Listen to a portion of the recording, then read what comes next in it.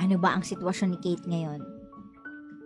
Actually, tungkol po ito sa husband ko po, tsaka po sa kapatid ko. Okay. Husband mo? And Opo. sa kapatid mo? Opo. Naku, parang kinakabahan ako dyan Sige, ano ba yan? Actually, pinasok po kasi ng kapatid ko yung asawa ko sa restaurant nila. Kasi same naman po sila ng course. Okay. Tapos, natuwa naman po ako, DJ Kara, kasi syempre, tumulong po sa aming mag-asawa yung kapatid ko nga po. Kaso lang po, DJ Kara, yung asawa ko po kasi at yung kapatid ko, parang lately, napapansin ko na sobrang close na po nila sa isa't isa. Nako. Sabi ko na, kinakabahan ako tapos? Although naiintindihan ko naman po na syempre, baka dahil nga po magkasama rin sila sa isang trabaho, kaya nangyayari po yun na sobrang close nila. Kaso lang, yun nga po, yung asawa ko po kasi, napapansin ko ng lagi na lang po hatid sundo yung kapatid ko, tapos minsan hindi na kumakain sa bahay. Dahil nga po sabi niya, may libreng pagkain naman daw po sa restaurant nila. Oo.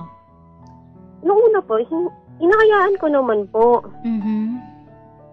Tapos minsan nga po, yung kapatid ko nandito din naman sa bahay.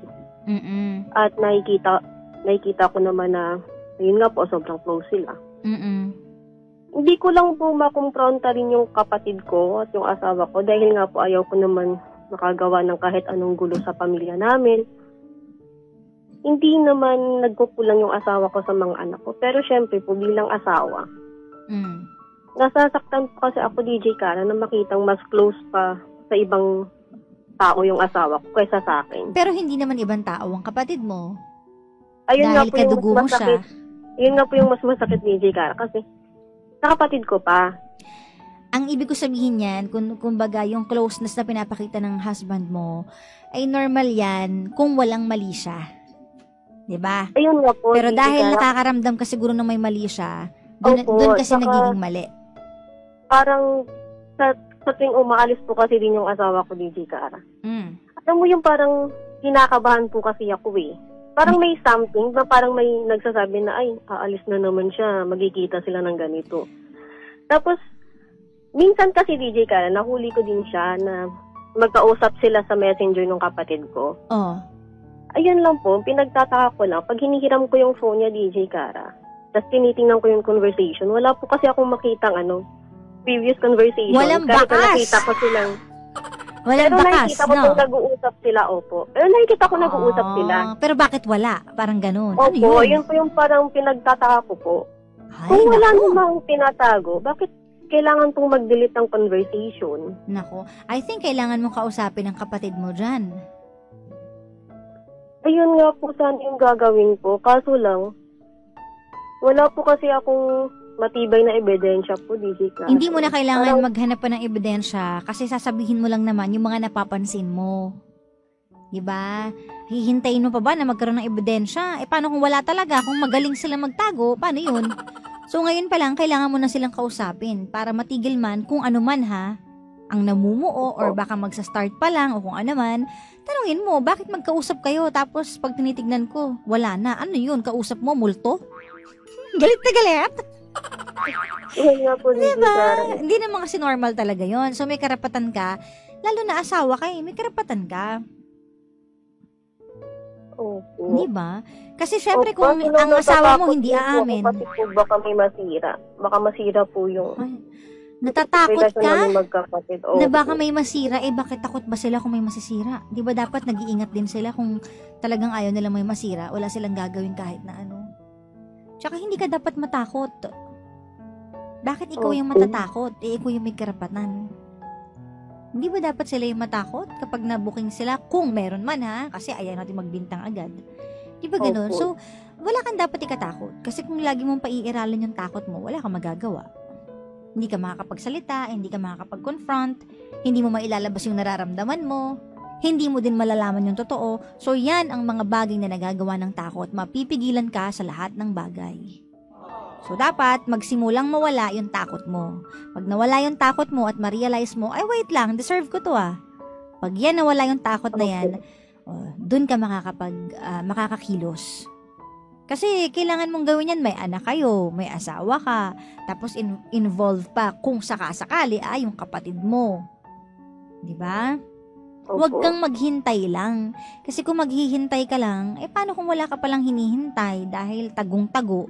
Gusto mo ba na after 1 year, after 2 years, saka mo malaman?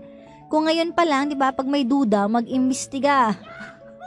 Totoo 'yun. Actually, yun po talaga yung ginagawa ko ngayon, DJ Kara. Hinuhuli ko pa po sila Kaso parang, yun nga po, parang walang nangyayari. Wala ka pang nahuhuli kasi. Ibig sabihin, hindi ka pa magaling manghuli. Pero alam mo, minsan hindi naman kailangan huling-huli. Minsan, kapag kausap mo yung taong suspect, malalaman mo sa mga bibig niya, sa mga isasagot niya, sa kilos niya, sa mata niya, sa actions niya.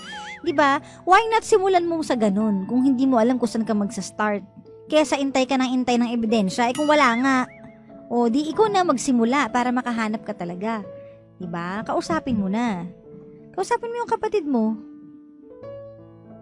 Sabihin mo sa kanya na alam mo naman siguro na bilang asawa, normal tong mararamdaman ko kapag may duda ko. Kasi nagtataka lang ako, bakit pag magkausap kayo, biglang pagtingin ko sa phone niya, wala. Hindi ko rin maintindihan. Pero syempre, wag attacking yung kasi baka mamaya wala naman pala, or baka mamaya, di mo kasi alam mahirap magbintang Pero she has to know what's on your mind. 'Di ba? Pagiging fair din yun na ilalabas mo rin yung nararamdaman mo Kesa sa utak mo, gumagawa ka na ng mga eksena na hindi pa naman pala totoo kung sakali, 'di ba? So kailangan makausap mo yung kapatid mo para malaman niya kung anong nararamdaman mo at magets mo din sa kanya kung bakit nga naman.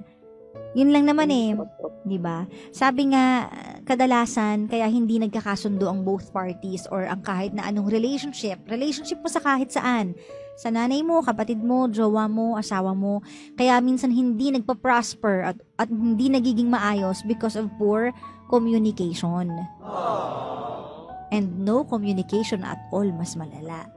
So, kung meron kayong poor communication, i-cut off mo yon. Simulan mo. Ikaw na ang magsimula. Diba? Sabihin mo lahat ng kutob mo, maging honest ako pero wag kang magagalit. Medyo may nararamdaman akong ganyan Diba? Apa. Ngayon, kapag halimbawa ginawa mo na yung part mo, nag-start ka na, tapos biglang wala pa rin nangyayari, tuloy-tuloy pa rin, then it's not your fault. Talagang ibig sabihin, mga manluloko talaga sila. Kung sakali man. Kasi wala pa tayo napoprove ngayon. Mahirap kasi magbintang agad-agad Oo, mahirap talaga Pero mas mahalaga na simulan mo na sa'yo. Kesa nag-aabang ka lang. Mahirap kasi yung nag-aabang ka lang Gawan mo na agad ng paraan. After all, family kayo, kapatid mo yan, asawa mo yan, mahirap talaga kung sakasakaling may mabubuo man, di ba? Ang awkward nun. Pero alam mo, bilang ikaw ang ilaw ng tahanan at may mga anak ka, kailangan mo lakasan yung loob mo. Kasi minsan tayo natatakot tayong harapin yung katotohanan, di ba? May ganun tayo Parang hindi kasi natin alam paano ko to i-handle kung sakali. Paano ko to tatanggapin. Minsan may ganun pero ganun din naman yun Sooner or later, ang katotohanan, lumalabas at lumalabas yan. The truth will always prevail. So, lakasan mo yung loob mo, tapangan mo, kasi kailangan mo. Diba? Kailangan mong kumilos. Yun na lang nga po talaga yung magagawa ko ngayon, DJ Kara. One-on-one mo siya kausapin. Opo. Kailangan lang talaga lakasan yung loob. Oo, huwag kang panghinaan. Kasi kung panghihinaan ka, paano na? Wala ka talaga magagawa. Di ba? Mahirap kasi magbintang or mag-assume din nang hindi natin confirm. So maganda, step by step, gawan mo ng paraan para unti-unti kang maliwanagan. Di ba? Opo, DJ Kara. Okay? So yun lang ang first step. Kailangan nating tanggalin yung ating takot and yung poor communication ay hindi nakakatulong. So, kailangan nyo nung mag-communicate. Okay? Thank you po, DJ Kara. Ay, good luck, Kate, kung ano man ang malalaman mo. Sana naman positive. I'm hoping. Kasi mahirap, di ba? Mahirap yun. May 2 kayong anak. Tapos kapatid mo yung involved. Naku po. Sige, balitaan mo kung ano man ang mangyayari, ha? Opo, DJ Kara. Maraming salamat po, DJ Kara. Sige, salamat. Salamat po. Salamat.